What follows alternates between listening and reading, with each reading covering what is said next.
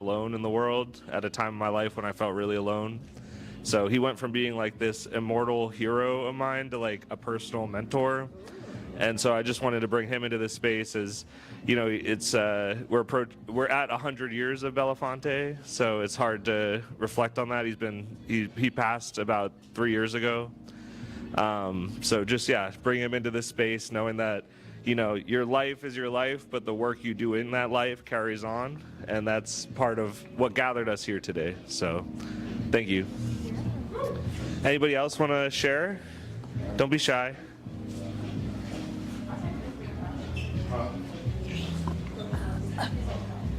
So, Black History Month, I'd like to do Black New History. So, I first met Adrian Consineri when I think he was 4 or 5 years old. And I asked him, what are you going to be when you grow up? And he told me, President of the United States. And he has been on a trajectory of being a person that has been fighting for civil rights and being in the public and taking up the mantle for being active. And a lot of young adults are not aware or not doing anything. So he's been always, ever since I've known him, he's been doing something to be active from a political standpoint. The other person I would like to acknowledge and recognize would be Mary. So Mary is my Spelman sister, and Mary has always been an activist, and she has always engaged in getting young adults politically active in the process. So I know her back from when she was doing National Action Network. She was president of a college association of it, and then also I know that Jada and Mary went to Detroit when Flint, yep, when they were trying to collect water. So, and then Mary, I believe, is the youngest person that ran for councilwoman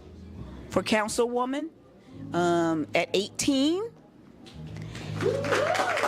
And I believe Adrian is the youngest to run for Secretary of State at 25. Okay. So, you know, I really love that we have this new energy, right? So all the historical Black history folks that we would acknowledge is great, but I think we need to look towards the future and who is leading and picking up that mantle. So want to recognize Adrian and Mary. You want to go? Okay. So I am calling to the room Nina Simone for 2 reasons. I'm calling her to the room because not only is she an amazing vocalist, arranger, producer, but she's also an activist. And I feel like merging the need of activism and showing it within culture, within music is so important. Just narrating the movement, narrating what's going on, being someone who really used her skill and her God-given talent to usher people through such a hard time. And I think that's so beautiful because I think music and culture plays such a big role in the movement and liberation. It's something that keeps us moving, keeps us motivated. It's something that documents it. So yes, I do want to call Nina Simone to the room. Does anybody else want to share?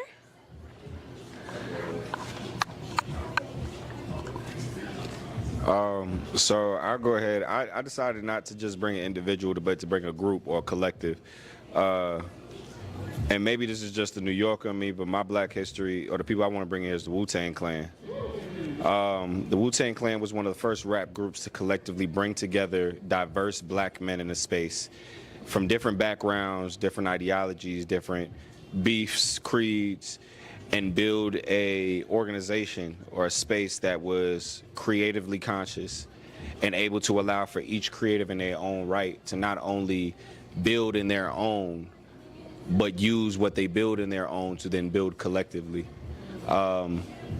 the Wu-Tang Clan is a musical metaphor for what we desire for the sake of our black people. And that's why I brought them in there, besides some of them being top 10 rappers of all time. So, yeah, I'm gonna bring the Wu-Tang in here. Shout out to the Wu.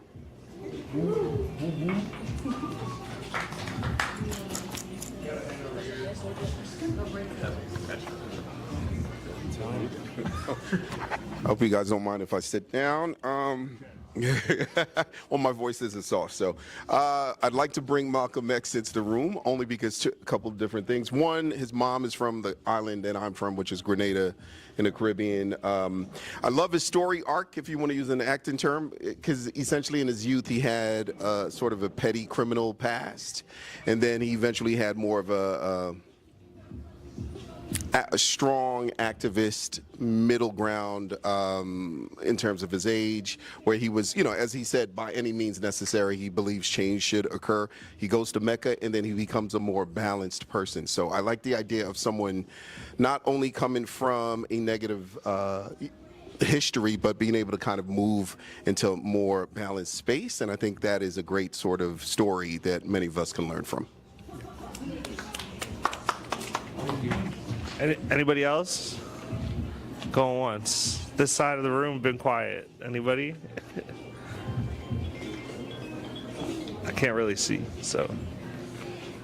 Anybody?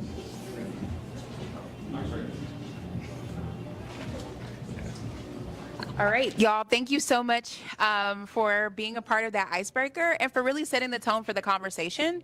And so as we prepare for our conversation, I'd like to bring forth our special guests for the evening, Tiana Turk and Kyle Robinson. Hobson. I've been messing up all day, y'all. I was gonna you can sit here or there, either one. Here, let me kind of angle myself. You want to sit in the middle because you don't moderate? Mm-mm. Oh, excuse me. My fault,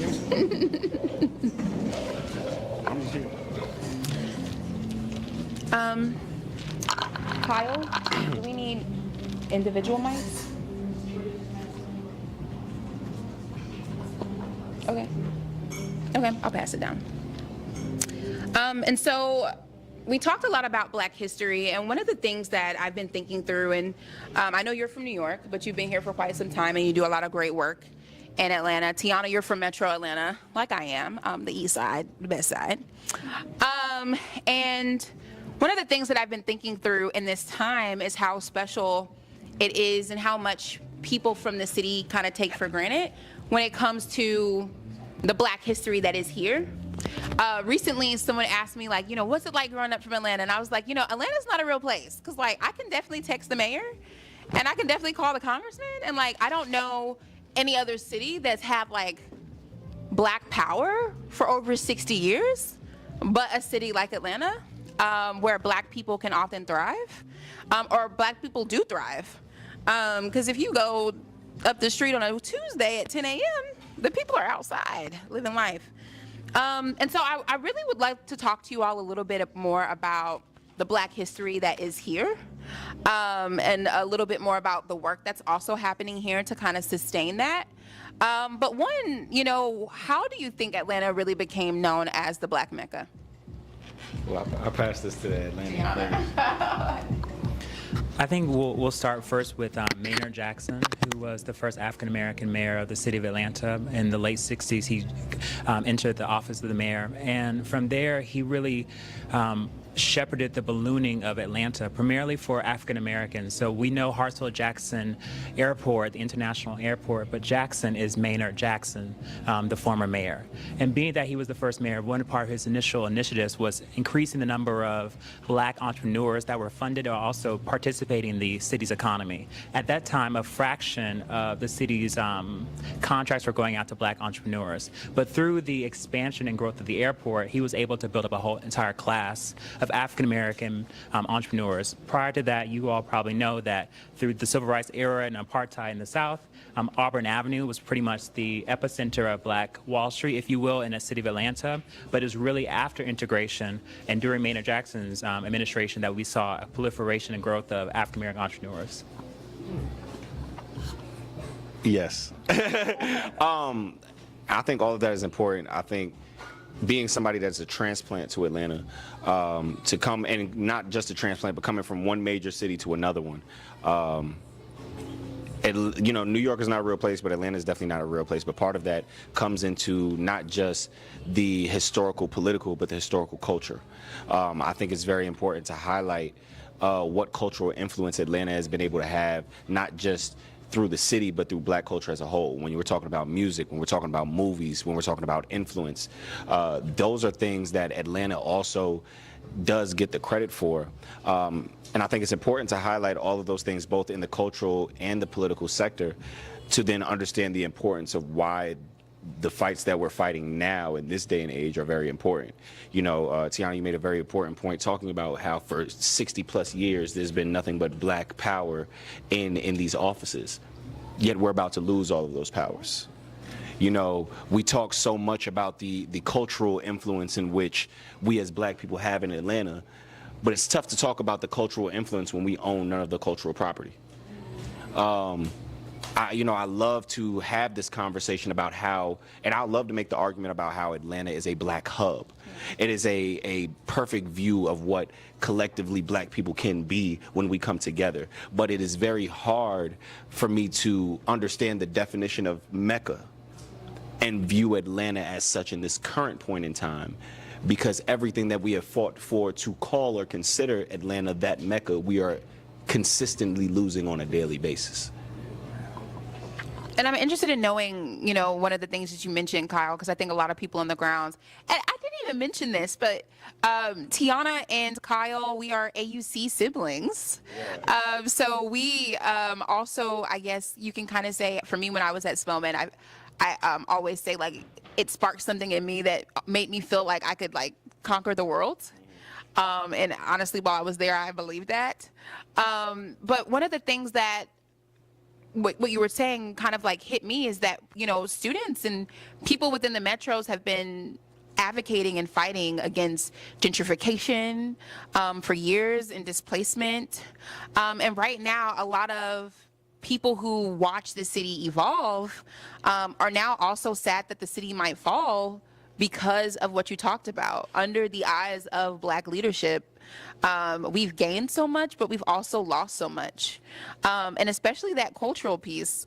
When you go to Old Fourth Ward, it's definitely not the Old Fourth Ward I grew up around, right? When I was growing up, we couldn't go to Old Fourth Ward because you would be afraid to do that. And so I think I'm interested in, like, just hearing, do you think that there's a way that we can politically save what we've built for so long?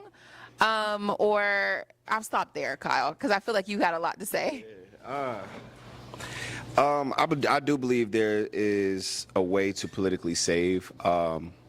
Very candidly, it's just going to require a lot of people who love to be in front of the camera to get their hands dirty.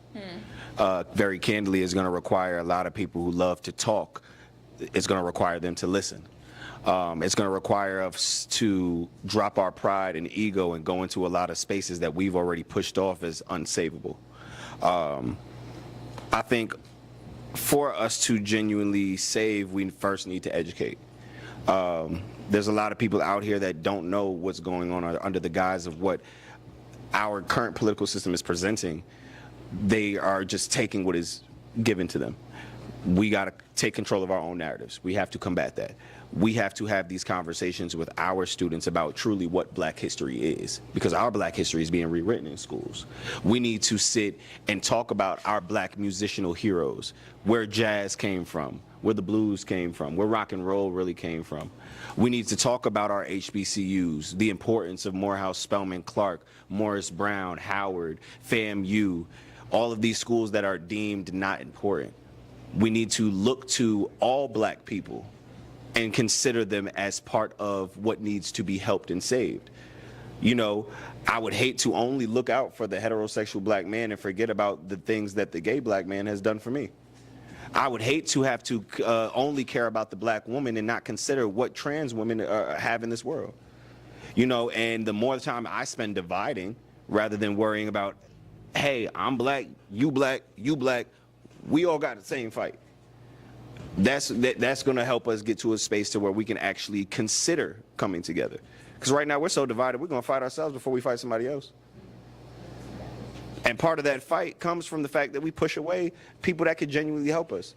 How many times have you seen these politicians walk in the hood and talk to the same dudes on the block that they're trying to get rid of? And maybe if you took the time to consider them and get them to vote, then you wouldn't have to worry. You'd probably get the influence of them and everybody they got on the block behind them, because they only going to listen to one big homie.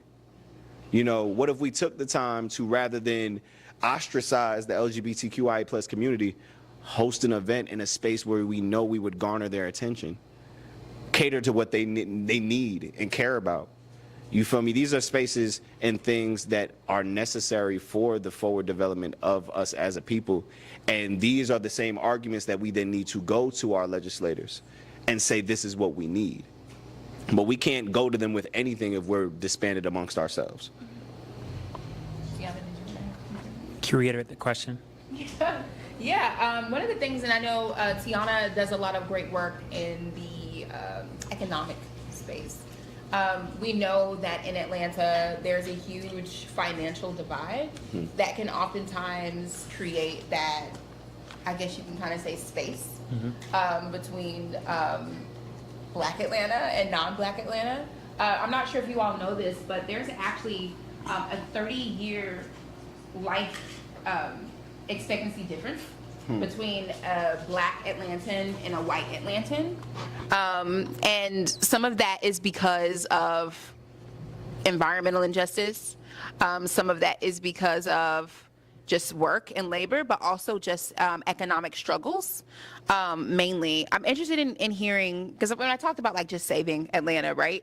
How do you think that long-term political and economic ownership can support Black people within the city maintain or continue to thrive, if we even can? Thank you. Well, first, we have to address the disparity within the Black community. I think that depending on your zip code, whether you live in Sandy Springs or in the West End, your experience as a Black person will be quite different. So we have to think about, how do we increase financial literacy as well as access to high-paying jobs. My career has largely spanned the venture capital private equity markets, and so I know working in places like Silicon Valley and New York City in particular, that Atlanta and Georgia at large is considered a low-wage state. And so how do we begin to increase the wages that are existing here and to a livable wage that extends beyond just the Metro Atlanta area for all people that work? And more intently, how do we think about disruption as new technology introduced, primarily AI? I think my concerns today as a business person, as a philanthropist, is largely around displacement of Black women in particular in the workforce as well as AI introduction. I've seen, and you all probably read as well, the 300,000 plus Black women have been kicked out of the workforce because of, reductions in force. But that's largely evident because of AI's introduction. So I'm really concerned about the ways that Atlanta is going to change and look different, quite different, with the introduction of AI, not just data centers, which are a huge concern for ecological reasons, but more so importantly, how people can go into work day to day. And so I honestly want to bring you all into the conversation. And so I'd love to open it up for any questions that people may have. Well, it's less of a question and more of a response. I feel like a lot of the conversation that we've kind of currently had in terms of breaching these spaces and getting in these spaces and having a voice and talking about these things, we have this conversation every time we need to have the conversation. There's always a conversation of like, oh, we need to talk about it. We need to come together as a group. We've been having this for years. And I think we can honestly say at this point, because we are in survival of the fittest in our community, you know what I mean? Especially the people that have the power to make a change, the people with money that can have a voice, is more so, it's not my problem anymore. I've reached a different pedestal where I don't have the same everyday problems that my counterparts do. So I think I'm more so asking like, what different conversation can we have, or is it realistically out of our control at this point? I'll keep it a being with you, and I'll say it very plainly. It ain't never out your control. Like, you take control of whatever you want.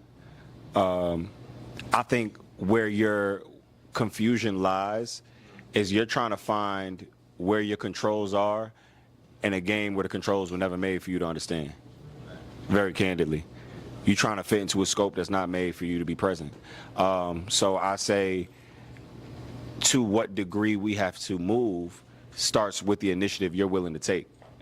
You want to have these conversations, or you feel that these conversations are only had when they're needed, so have them when they're not. Curate those with your people, and start with your people. You know, it's very easy for people to get into a space of organizing or understanding that you're trying to garner people for a similar cause, and you trying to get the masses, but you skip over the same homie you smoke with every day. You don't even hit your moms to ask her thoughts. Your little sister is a black woman fighting the same battles as you. I bet you ain't ask her. You got to start with the immediate people around you. You got to understand first what you trying to fight, and then you go to them. And then from there, you build out. It's all about the expansion of outward rather than upward, if that makes sense. I will say one last thing in that regard. I feel like as a black person, it would be naive to think that we don't always think about who we can reach and who we can touch. Granted, yes, some people overlook the people closest to them, but it's almost like fighting a war or fighting against something that's just so much stronger and bigger than us. That's not negating that I can still, and every everyday person can still reach their stepping stones, but it's almost like if there's this big wall in front of us where as soon as you get a voice, it is shut down, because there is a control in the power dynamic, no matter how much we want to act like there isn't. At one point is it like, I guess I'm kind of saying, like, I feel like it's almost bigger than us a little bit. What do you like to do for fun? I do a little bit of everything.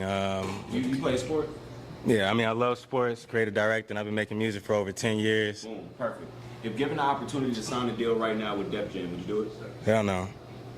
If they gave you all the money in the world, all the opportunity, without the scam and the gimmicks, I'll put it to you like that. Without the scam and the gimmicks. Yep.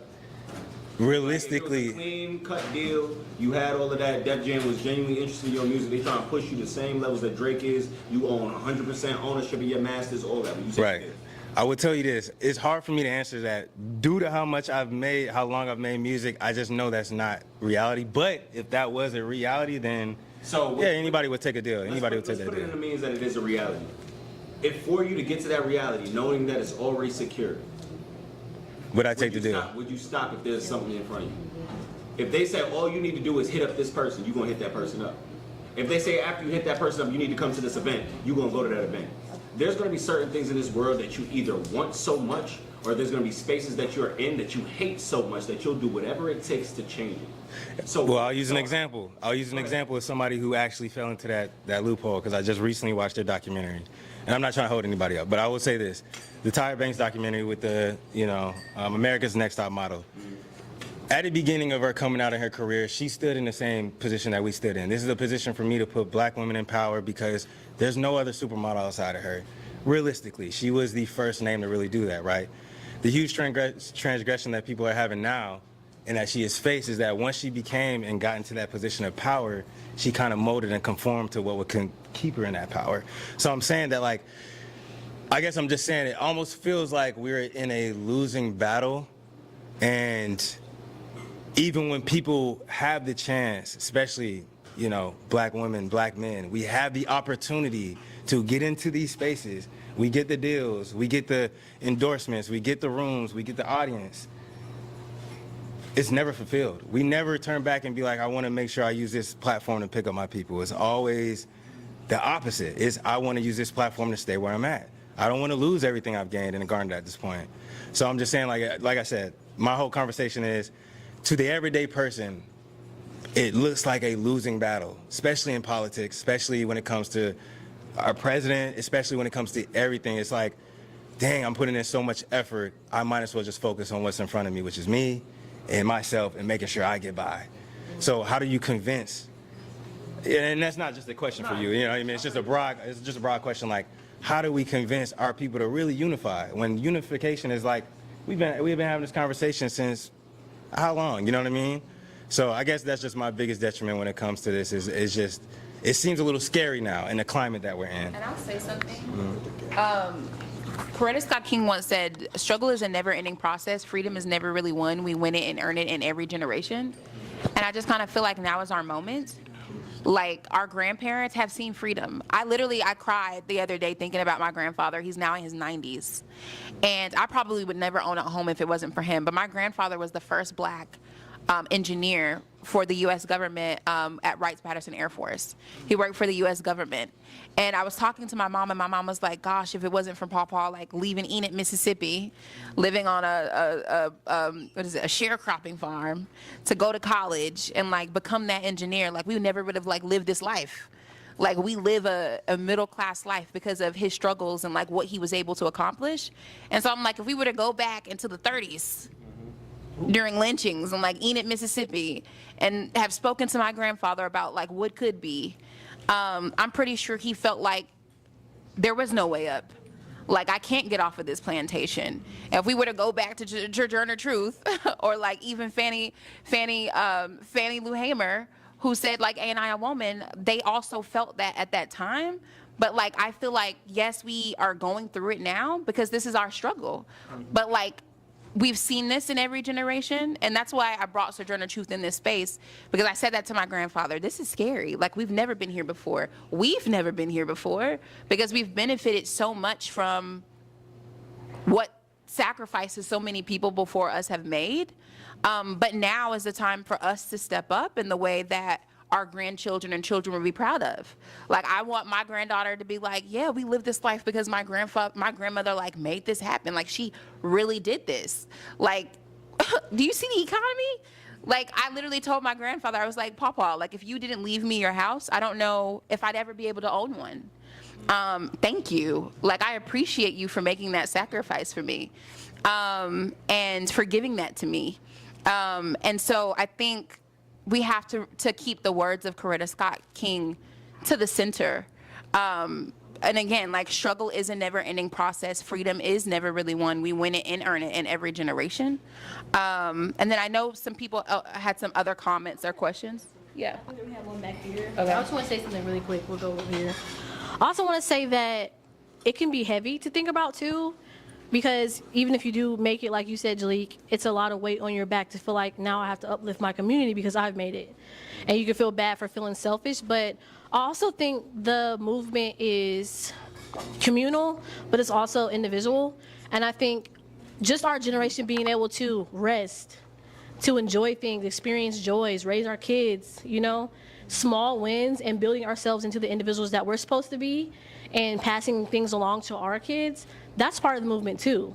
You know, so it's not like we have to do this grand movement where we're shelling out thousands of, you know, dollars to people. If everyone finds their own joy, everyone finds their own movement, everyone finds their own groove within this matrix that we're in, I feel like in the longevity, that makes so much more change than we think.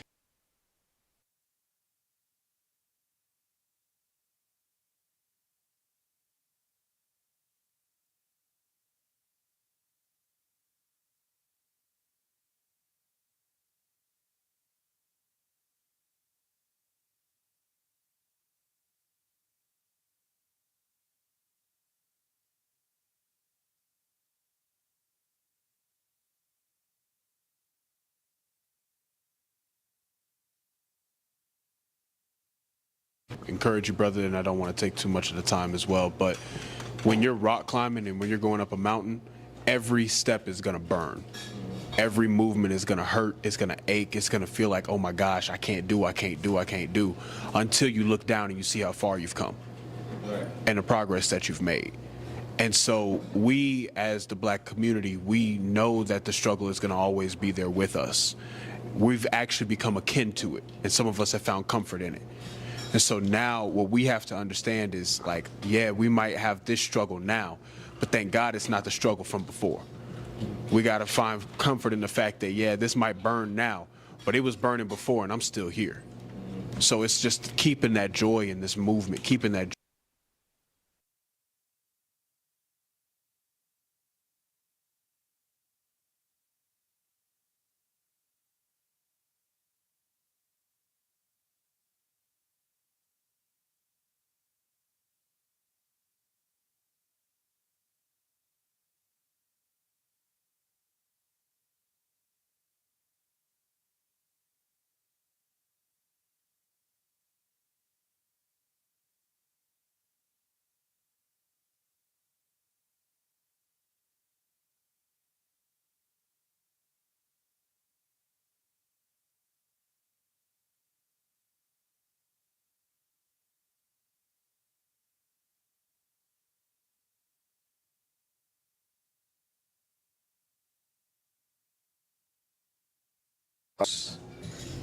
painful moments in Black history.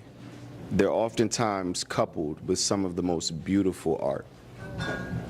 And whether that art is in the representation of poetry, whether it's song, hymn, spiritual, these are pieces of souls that are extended on beyond past what the pain can halt.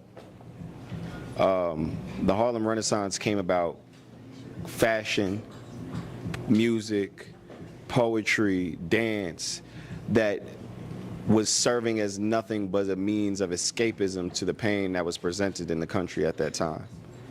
And I always say it, when it's needed most, the voice of the creative is needed, especially when it comes to the movement. When all we're seeing is death and pain and turmoil, maybe I do want to just listen to a song. Maybe I do just want to dance it out. Whether that song ends up being Bach or, a Nola bounce mix off of TikTok, I'd rather do that than go out and lose my humanity. So my solution will always be to look to the art, look to the creativity, go beyond what the pain allows and look to where you wish to be and make it happen. I do want to have a point, and I want to bring Tiana into this conversation because I feel like, yes, on the grand scheme of things, it feels like people, African-American people who have made it to an extent don't turn back, but that's not always the case. I see a lot of artists right now, even if you can say what you want to say, but Cardi is it is what it is. Send me back to the DR if you want to. You know what I mean? That's a risk that she takes.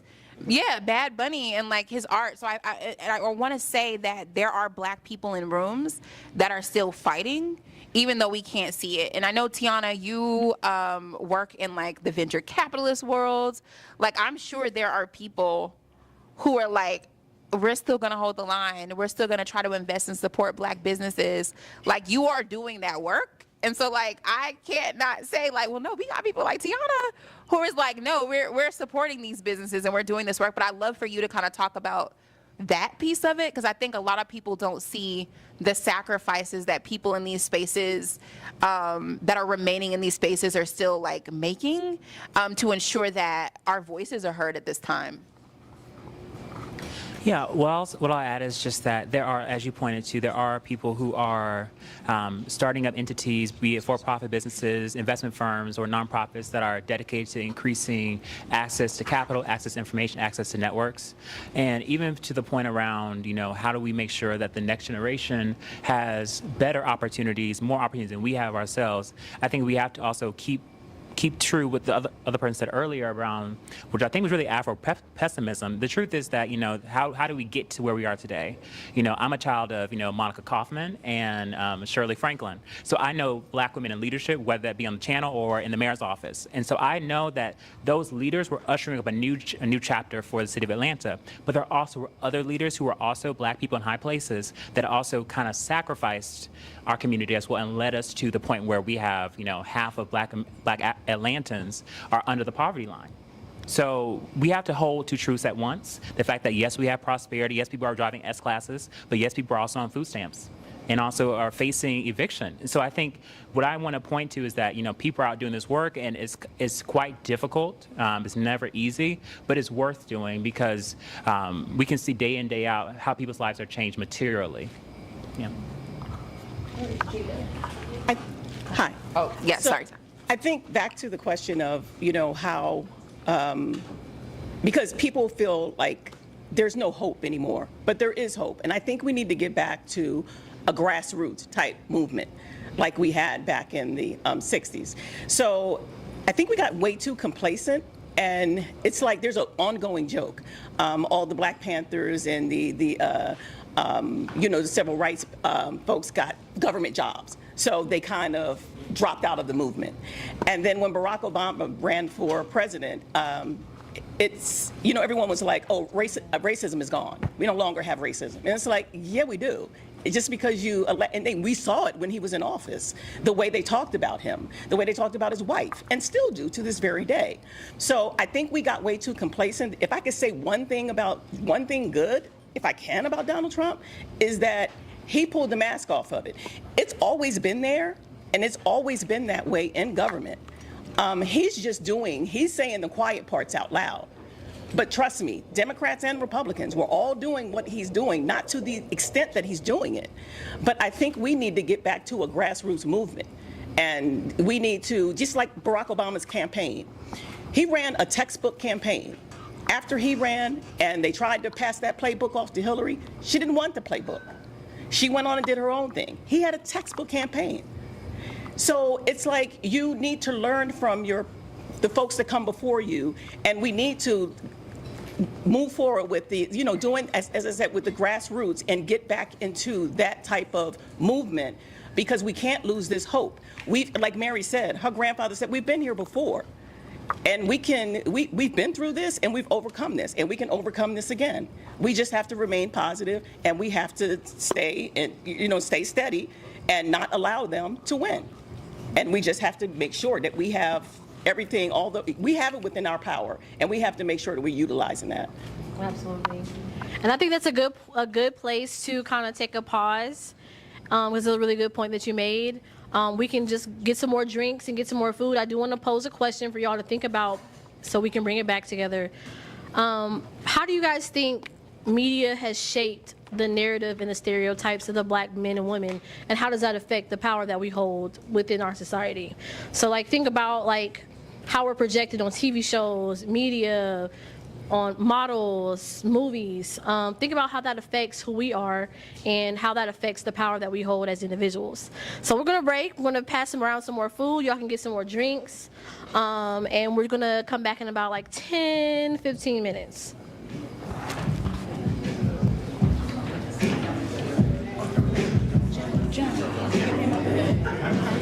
What y'all think so far? For the first one? It's a great turnout for the first one. It was, when the guy was saying about music, it was hard to hear him say that. Like he was going to give up. I was like, yeah, we fighting. You know Bobby? No.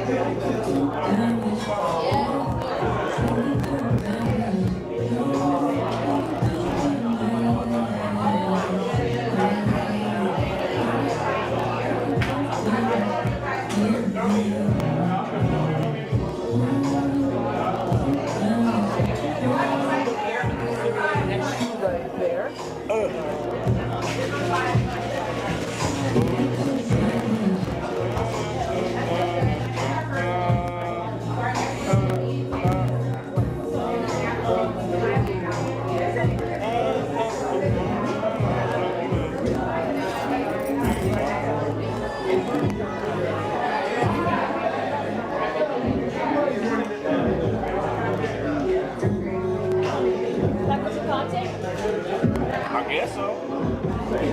Thank you for coming, Carl. Thank you for inviting me.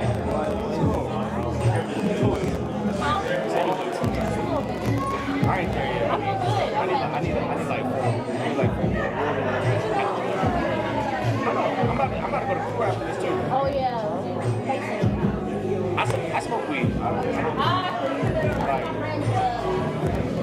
that's my lifestyle.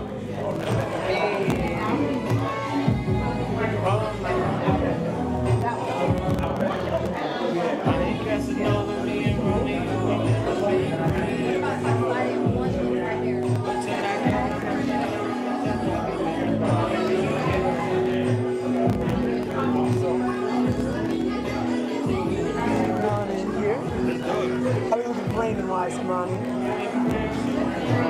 Looking great? We recording? What's up, everyone? My name is Josh, and I am here with Kyle, how you feel? Awesome. Well, first question of the night. I know we've been talking about it a little bit earlier, but how would you define what a black Mecca is? A black Mecca is a space of safety, ownership, and community. I think it's a space to where being a black Mecca, I can go and turn my back to anybody and still feel comfortable. Know that my thoughts, my safety, my women, the safety of my women, the safety of my people are taken into account. I think ownership is a big part of that. For it to be a black Mecca, I need to be able to say that this is mine. I take part in this, I take ownership in this, and this is something that I can call my own. And that's something where not just myself, but all black people say, we own pieces of this. And I think third is community. To be able to go around and build and organize within our home, to build and come into a space to where we are all fighting for our own forward success, our own forward movement, for our own forward development. In the spaces of academia, in the spaces of policy and law, in the spaces of black mental health and wellness, in the spaces of economic growth and development, even in the spaces that we're talking, if we really want to call a spade, we need to go as far as looking into our criminal restorative justice system and seeing, and we're really so much focused on the criminal and not enough on the restorative. So if we're looking to truly build a black Mecca, how am I helping those who I've already pushed away? The idea for me, a black Mecca is someplace that truly caters to the black mind, body, soul, and spirit. Amazing answer. Oh my goodness. The light doesn't. I said something to just shut the light off. I said something to shut the light off. I don't know if it was good or bad. No, I think you're spot on because so many people view like a Mecca almost as this like culture or like economically or even like spiritually. So I think the underlying thing there is power. Yes. And especially in today's world, the belief that we do indeed have political power is crucial in order for us to build movements. So in your work, what you experience, do you think that we the people have political power, or because of the structures in place, we have the perception? I think that it's important to understand that no matter if we believe that it's a perception or not, it's our responsibility. People are so taken by the nuance of, if I don't believe, I shouldn't do it. Yet, we've fought so hard. We've had ancestors that have literally died for our opportunity to even fight and have voice into this system that is voting, that system that is political power. So, very candidly, I don't care if you believe it or not. I had people that died for this. So I need for us to first take the onus and the responsibility to say, I am going to do something. Beyond that, if there's an understanding that we as a collective power can cause so much change to where we can get the opportunity to vote, we can do so much through civil rights. Where is it to believe that now we're in a system to where if we don't collectively come together to change the means of have political power? So for me, if you perception, you're already stuck. It's only as far as you see. So if you believe that the stopping point is where we are now, then cool. I mean, we've gotten there. That's not my belief. My belief is I can go a lot further. My belief is that I can get a bunch of people to go and we can still change these laws to this day. My belief is that I can still go to the White House, to our state capitol, stand in those spaces, and I can continue to speak my truth, my understanding of my people, and speak the needs and necessities of my people to them in collective ordinance with my people. And in doing so, I would then be able to get the change that we've gotten in the civil rights movement. That same change we got in the suffrage movement. And all of those different things. So, again, perception is only as far as you see. I can see a lot more. I love it.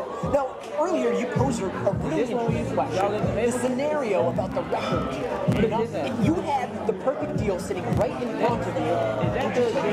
And I wanted to expand upon that.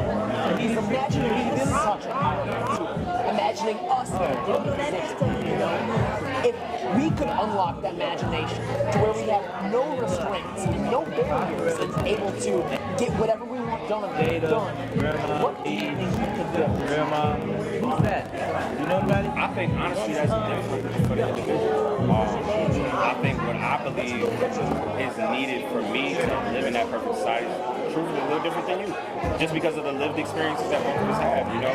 For somebody that, as myself, grew up in New York and came down to Atlanta, it might be different than somebody that was born and raised in Atlanta. It might be different from somebody who grew up in Cobb County than from somebody that grew up in Fulton. So, at least the way that I view it, it goes back to my experience of what I believe a Mecca would be for black men. That's solely what it is. What I believe that Mecca could be is what I desire for my everyday life. I think it's a good here. It's all right. I remember my point. I can run it back. Is it rolling? I think it's important to go back to the point I made earlier about what it means to be or to have a black Mecca. To me, that's the perfect example of what I want. You know, I don't want to wake up and be scared of the people that criminalize me.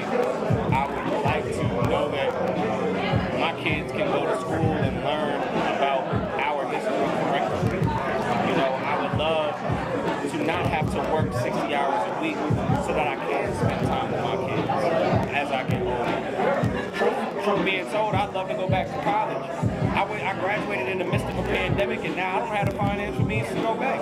Not for any other reason, but I had to put so many student loans to become the first person in my family to graduate. First person in my family to leave New York State, to do something different. So for me, I want to be in a space where I don't even got to worry about that. If I want to learn, if I want to go to college, I'll go to college. I shouldn't have to worry about not going to the doctor because I need to keep something going. I shouldn't have to worry about trying to find ways to maintain everyday necessities. Not for any other reason, and not for any other reason than just being me, just being a black man. Having to fight battles that have been 400 years fought, and I'm not even a fighter in the battle no more. I'm tired. And I've been tired for longer than I've been alive because I'm still feeling the sleep of the ancestors that they ain't get. For me, with nothing in the way, with no worry or concern, I think my biggest thing that I would try to create is simply peace. Peace of mind, peace of heart, just peace. Love that. Such a beautiful answer. Yeah, you know, on the spirit of clearing misconceptions, let's do it. There's a lot of myths floating around, a lot of wrong perceptions of how black political power operates. What's one myth or one misunderstanding about black political power that you think we should set the record straight on? I need people to stop thinking that black men are not politically activated. I need people to stop thinking that black men don't know what's going on in these political systems. And I need people to stop losing hope and faith in what black men are able to provide in those spaces. I get the opportunity to work for an organization called Black Male Initiative, which is a 501c3 that seeks to reshape and change the narrative of what it means to be black men through direct action, advocacy, and grassroots organizing. We have 5 pillars of work, working through education, economic empowerment, civic engagement, criminal and restorative justice, and black mental health and wellness. And through those 5 pillars, we have over 40 programs that we implement throughout the whole state of Georgia, and now we have the opportunity to implement those in different states throughout the whole country. And we work on being politically activated. We have the opportunity to employ 900 and plus black people in the city of Atlanta to politically canvass, to knock on 1.8 billion doors during the 2024 election. to go out and get people registered to vote. You know, our focus for so long is that black people can't, that we forgot the ability that black people can. And organizations like Black Male Initiative show every day that we are consistently restructuring those narratives that have been placed against us, whether it be politically, whether it be culturally. There's no way you could tell me that black people not politically activated because I'm a black man that's politically activated. I done hired black men and made them politically activated. I've done had the chance to sit and teach Morehouse College students, a school of nothing but black men, about how to be politically activated, not only in their organizing life, but on their social media and digitally. I've taught poets how to use their creative art to mold their words and their thoughts to be politically activated. So you can't tell me that black men are not politically activated, because I get the opportunity and the beauty to see it can I curse? Yeah. Every fucking day. You can't tell me otherwise. Can't tell nothing. Can't tell it.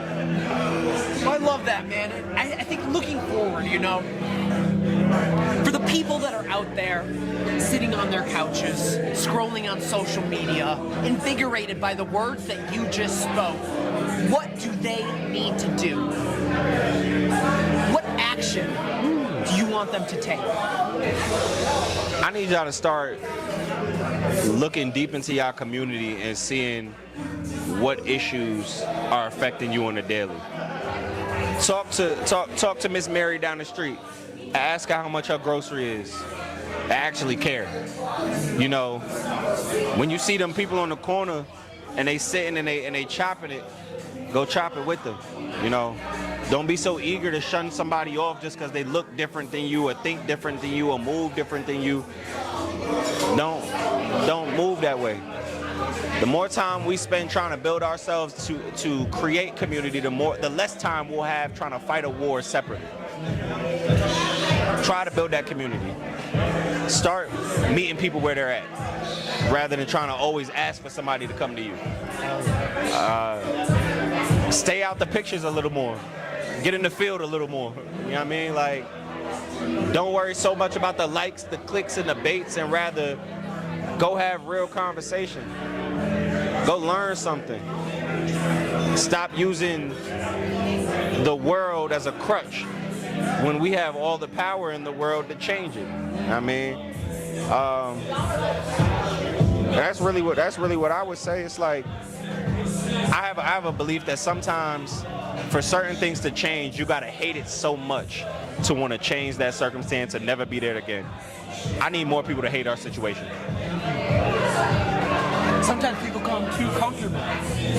Comfortability is scary. It's Comfortability easy to is rest scary. on your laurels. It sure to kick is. your feet up and say, I'm okay with where I'm at. You gotta remember that hunger that you once had. And especially for those who have consistently been in survival mode, when we get a space to where we can sit back a little bit, it's comfortable. But we get so, we'll fight so hard to sit at the big table that we get okay with the fact that we got at the little table simply because now we at a table. Nah, I still want that big table. Yeah. At this point, I don't even want the big table. I'm about to just go ahead and build my own table this way. And I need people to start getting into it a little bit more. Start really digging down deep, hating our current situation, and hating it so much to where it's like I'm willing to do whatever to change it. Well, for the people out there that want to follow you and your work and all the amazing things that you're doing, where can they find you? Man, if you want to see some of the work that we're doing in Georgia, in the world, you need to go ahead, follow BMI Georgia on Instagram, follow BMI Georgia _ on TikTok. Tap into all of the community service opportunities that we have. Tap into our policy work. Tap into our community resource guide. If you just want to tap in and see what we got going on, just tap in. If you want to follow me individually, you can follow me at Kyle D Jukebox, KYLETHEJUKEBOX. But I really want y'all to follow at BMI GEORIGA.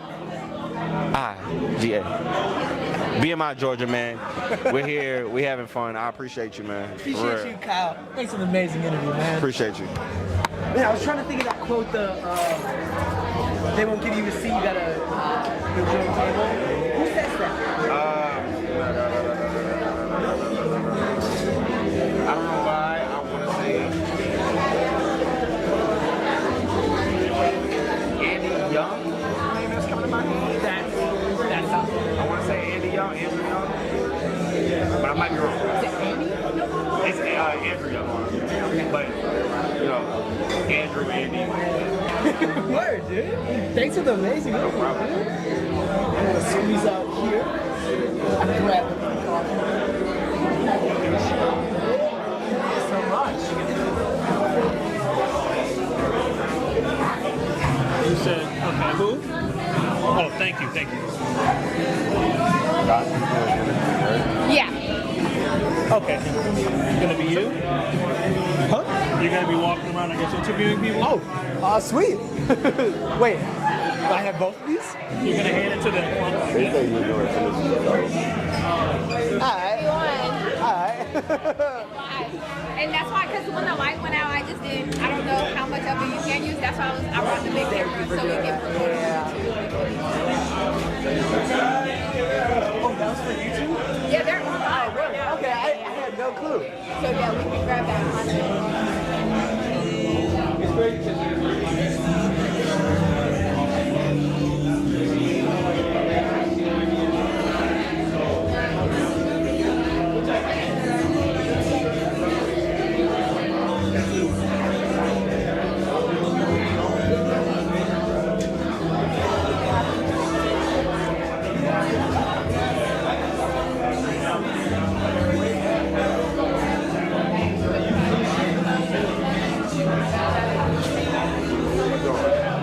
Oh, we're doing this now? I just was told you were doing an interview, so I was there. Oh, word. You know what? Let's shift it back over here so I can interview another person right here. Oh, he's ready for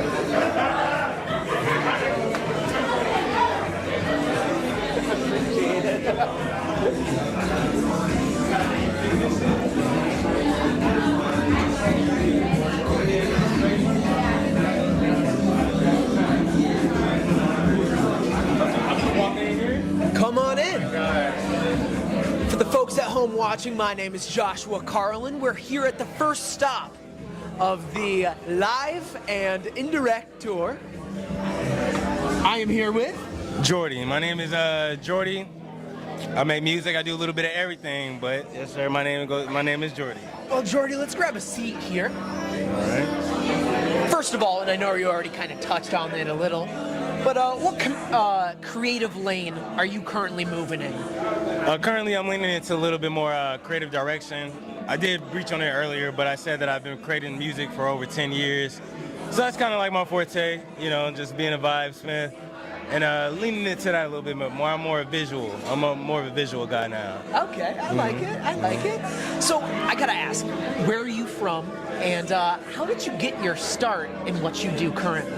I'm from Augusta, Georgia, so, you know, the countryside of Georgia, they have the Masters out there, they have golfing out there, so that's just where I'm from, that's where I grew up. When I was younger, around 10-ish, I moved out here to Powder Springs, moved to Kennesaw, then I actually made my way out here to Buckhead, so the city of Atlanta within the last 3 years. Where? So within that, obviously, all the influence of, you know, living in kind of every single area. I make the joke that I've like experienced all different sides of Georgia. So that kind of bleeds into my music and my creativity a little bit. Well, I'm from Madison, Wisconsin, so way up north, flew all the way here. And obviously we've been talking a lot tonight about Atlanta being a black mecca. And I wanted to pick your brain. What does it mean to you to be a black mecca?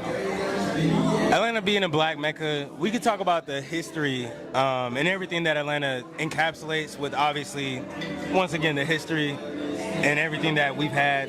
But I think Atlanta being a black mecca really comes down to the culture of it, comes down to the music. I think music is the broadest reach that we have, especially in mainstream media, especially in modern media, which is why politics end up reaching out to a lot of pop artists, a lot of artists from Atlanta or any major city that these artists are from. So being in that realm of music, I think Atlanta, that's really what draws people here. And I will say Atlanta, for any, black American or just any black person in any realm that we land in, it's like our American dream. It's our version of the American dream. You can come out here, you can create your dream. We have leadership in terms of black people being in leadership.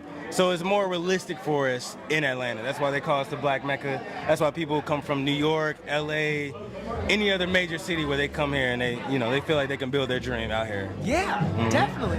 Now, one thing that I really like that you said is you touched on how Atlanta is the Mecca because we have black people in positions of power in politics. It's a black Mecca economically. It's a black Mecca, some would say spiritually. And I think underlining all of those comes a sense of power. And especially in today's world, political power holds a lot of weight.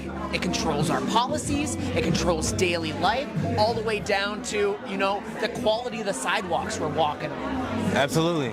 So when it comes to you and your perception of the world, do you think that we as the general public have political power, or is it just the illusion of political power? People don't like my answer when I say this. I'm very introspective, and I look at all angles.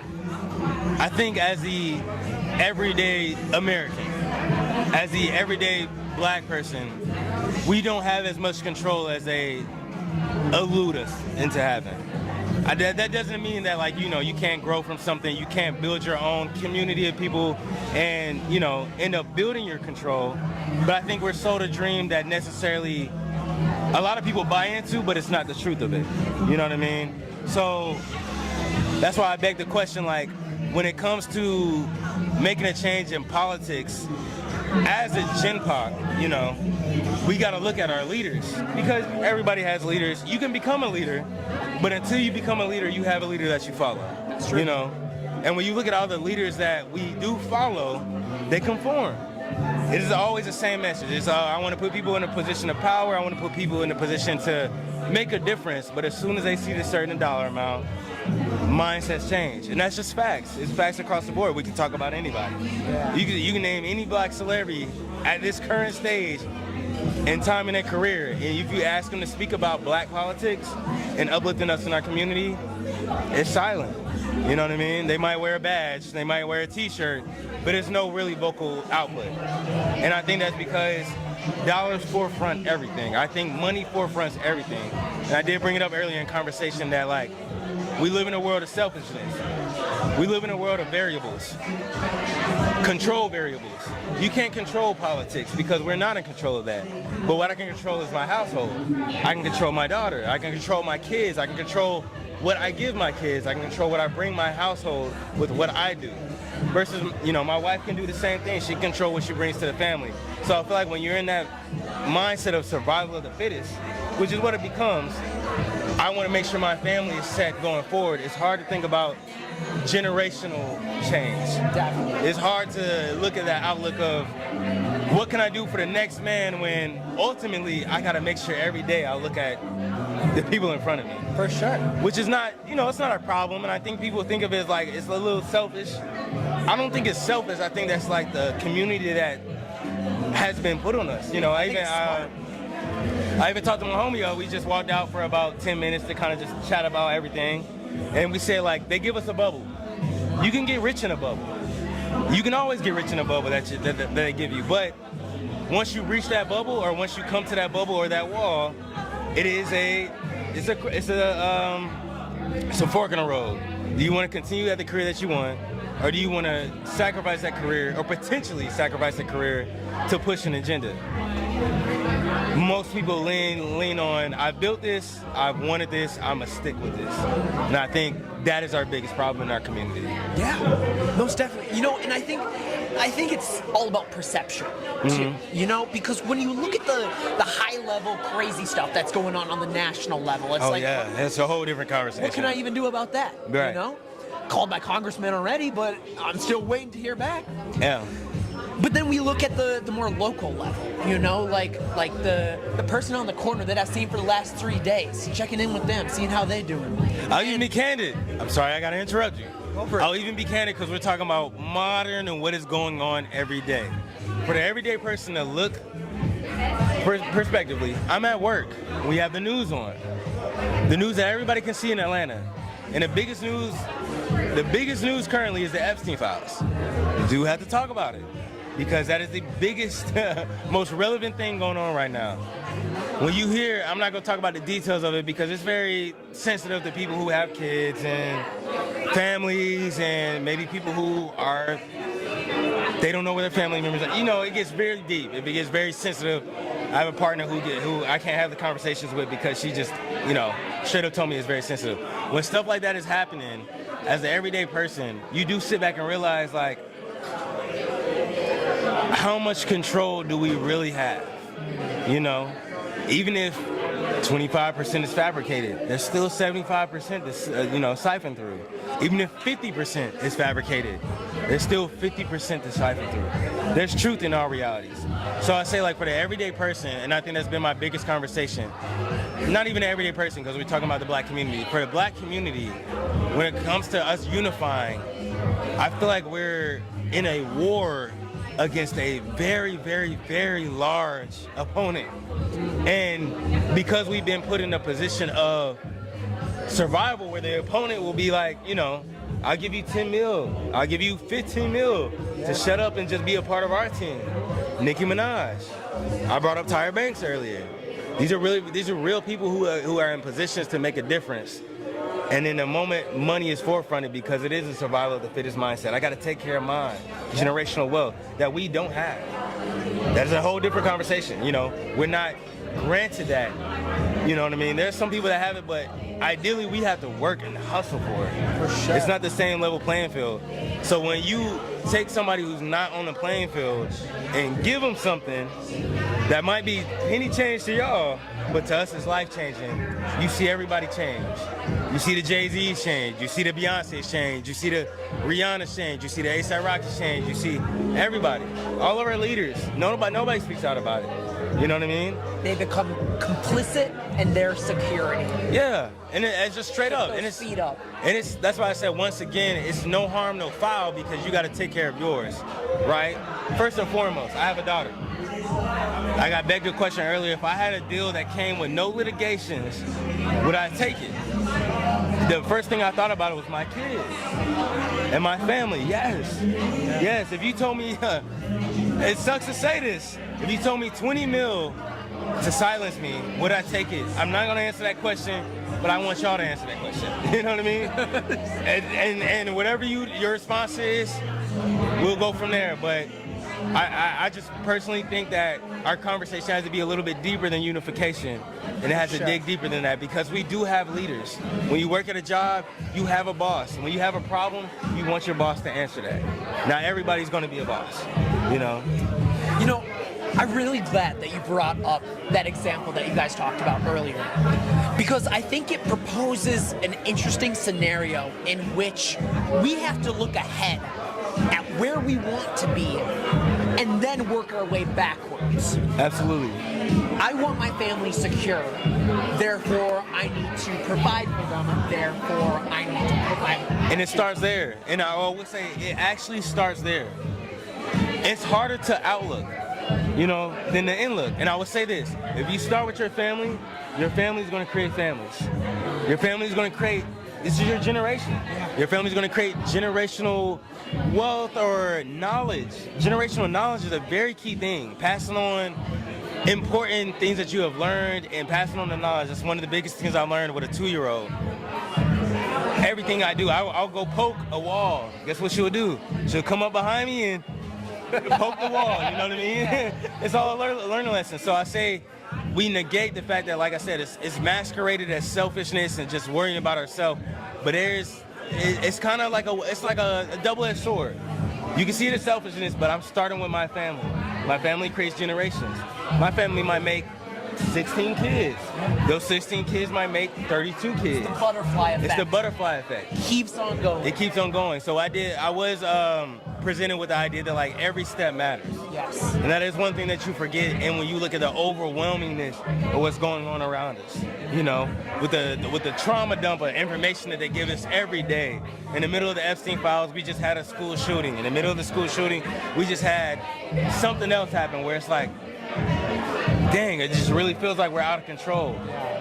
But I posted a video on my social media personally where my biggest message was, we're so focused on uncontrolled variables, things that are happening around us, and it stresses us out, it freaks us out, versus the things that we can control, our health, you know, what we do, our going to work, benefiting from work, bringing that money home, teaching our kids what they should learn. Yeah, we could talk about curriculums and what they're taking out, but it's all up to the parents. It's all up to us teaching our next generation. Yeah. You know? So I do feel like we put too much power into our neighbors versus us as individuals.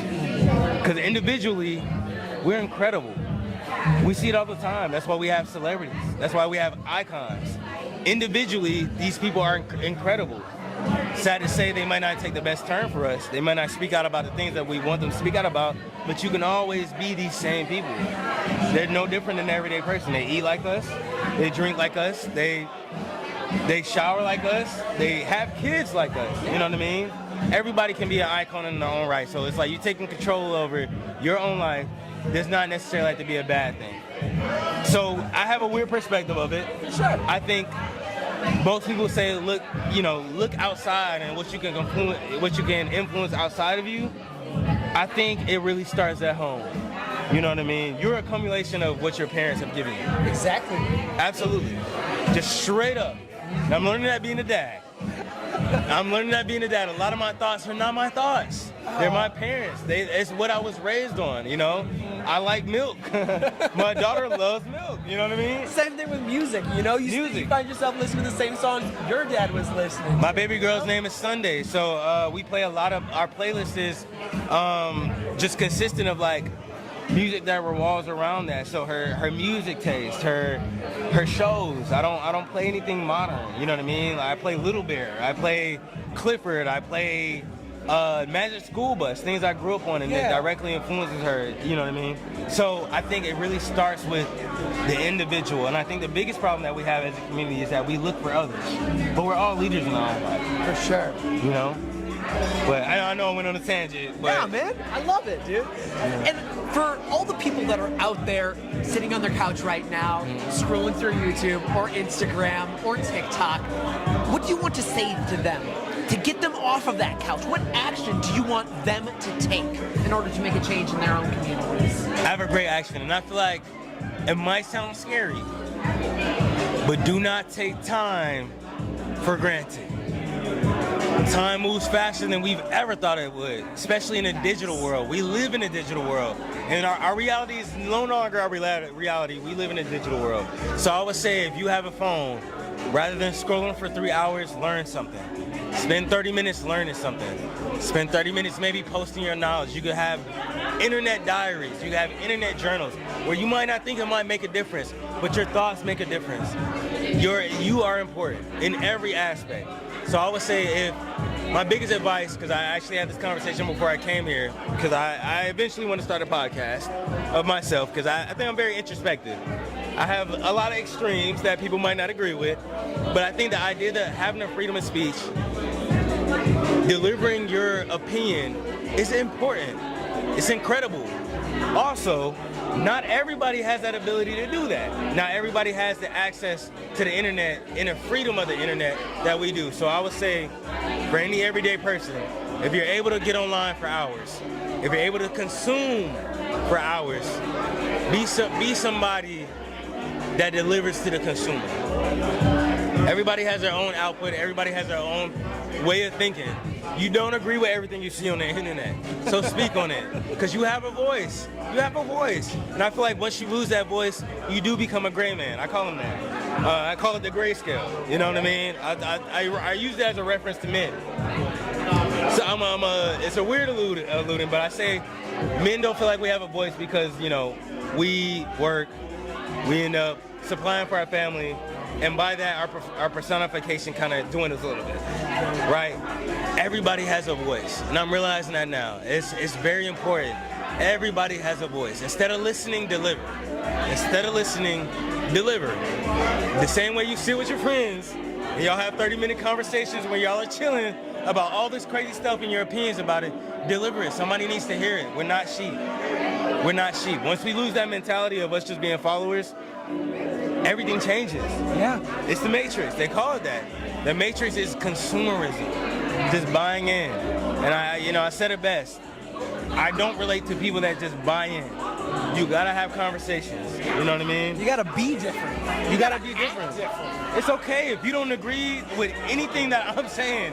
That is perfectly fine because there's people that agree with you that need to hear that. So I would just say, utilize your voice, man. You got to. Well, thank you, Jordy, so much for those insightful words of wisdom. For the people out there, if they are feeling quite inspired by what you've just said, where can they find you to find what you make and what you put out there into the world? My name is Hi Jordy, or OK Jordy, whichever one. I think I kind of blend the two between my social media. Right now, I just post a lot of fitness content, but within my fitness content, I get a lot of good messages. Like I said, recently I just posted something in regards to fitness, and I brought up uncontrolled variables. I'm very big on that, especially in my family and in my life. You gotta control what you can control and not focus on what you can't, because you go crazy, and you buy into the delusion. So you feed yourself, you take care of your family, you take care of the people that you can take care of, and then you grow from there, and then everything prospers. Awesome, Jordy. Well, thank you so much again for the interview. Really appreciate it. Thank you. Yes, sir. That was a good one. Yeah, I love Nice to meet you again. Nice to meet you too. What's your name? Josh. Josh. My name. You see me a lot. Are you following Rise on Instagram? I'm not, but I will. But I see Jada's my little sister, man. Oh, word. Okay. Anything y'all have going on, I'm always in the loop here. I'm always in the loop. I was gonna have you scan, or not even scan this. You just tap your phone. You got a dot card. Yeah, I got you. All our social medias. Check this out. All you gotta do is just exit out of the camera. Oh, got it right here. Nice to meet you, man. Nice to meet you too, dog. One camera here.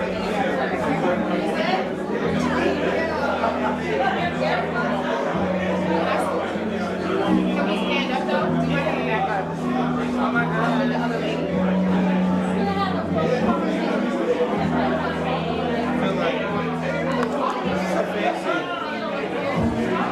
It's live. Let's go talk to them. I got you.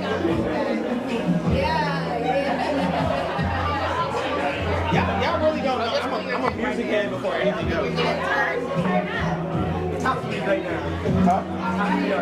Top 3 artists right now of all time. Who you feeling? Let me know when you're ready, Top 3 Xavier. artists of all time. My number 1 is always going to be Prince. My number 2 is going to be Joey Badass. My number 3 is going to be Whitney. Joey, Axel, Big Sean, freestyle. Man, what? So, to put in perspective, Joey Badass is 1999 was the first project that I illegally downloaded on LimeWire. It's a video. You can do a photo. That's more of an all-American badass guy. I was an all-American badass type of in 1999.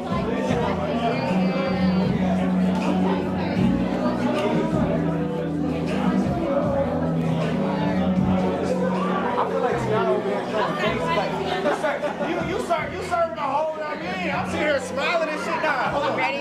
Let's back up. Let's do it again. Ready? Yes. All right. Hello, everybody, and thank you so much for joining us today at our very first Rise, the Interlude Salon. We had amazing conversation, amazing food, and really got to delve deeper into community.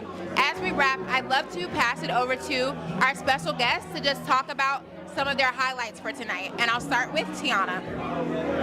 Thank you again for having us tonight, Mary Pat. You know, tonight was so special because we got to talk about Atlanta, one of my favorite places in the world, but also about how Black people are shaping the city from past to present and in the future.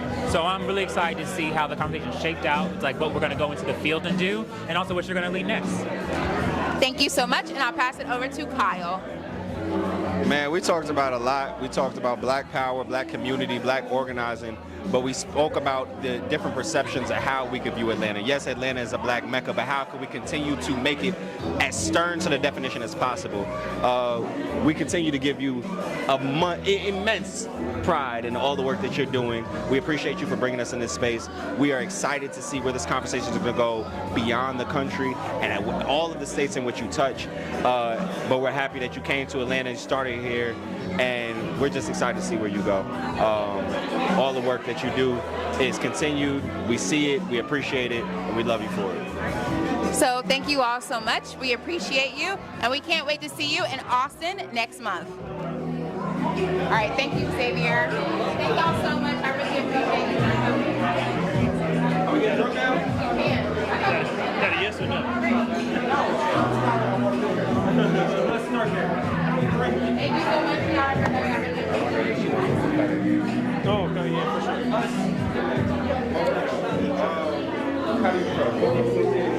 Do you want us to cut the live?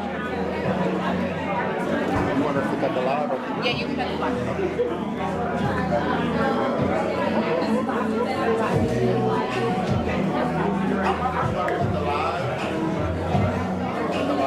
Yeah. Okay, cool.